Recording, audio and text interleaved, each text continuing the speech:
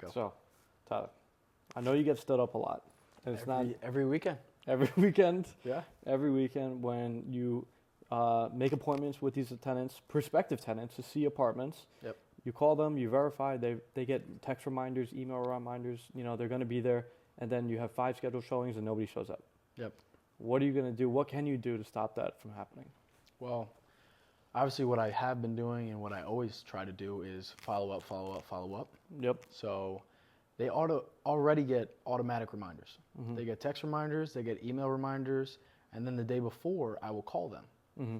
and make sure that they confirm. And all of them do. And then the day of, when they're supposed to show up, they won't answer my call. They won't show up. Yeah. And then I'll hear an excuse a little bit later.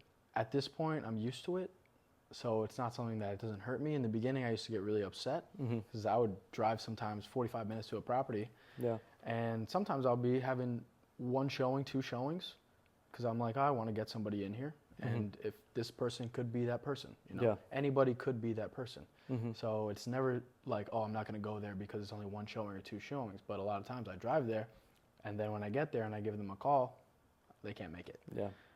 So it's just the nature of the business. But now what we want to do Mm-hmm.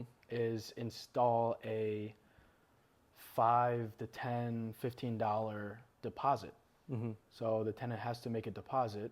Or the prospective tenant has to make Just a deposit. a hold, right? It doesn't even come out of there. It's just a hold, Yeah. yeah. It's not something that we're processing Nice. necessarily, but we want to show them that we're serious about them showing up. Just like the restaurants. Yes, That's of nice, course, the same yeah. thing, yeah. So at restaurants, if you want to reserve a table sometimes and you don't show up and you don't say anything, Yeah. then you have to pay a fee. Right. It's the same thing.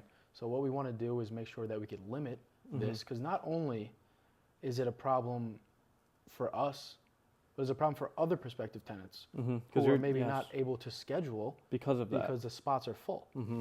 And then all of a sudden, 3 of those people that just didn't feel like showing up and didn't feel like saying anything, Yeah. they took the opportunity away from somebody who was really serious about wanting to move into this apartment. Yeah. And anybody who's serious is going to be willing to place a hold on their account that they're not even going to have to course. pay for because they're going to show up. And that is where we're going to be able to differentiate between the people who are really serious and the people who are just scheduling 20 showings on a weekend. Yes. And then deciding which ones they want to show up to. Yep. Because it doesn't hurt them in any way.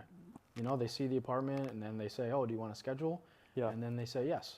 Yeah. And then they have a scheduled showing, they don't show up. Yeah. And then, like I said, it takes away from the people who are actually interested. Yeah.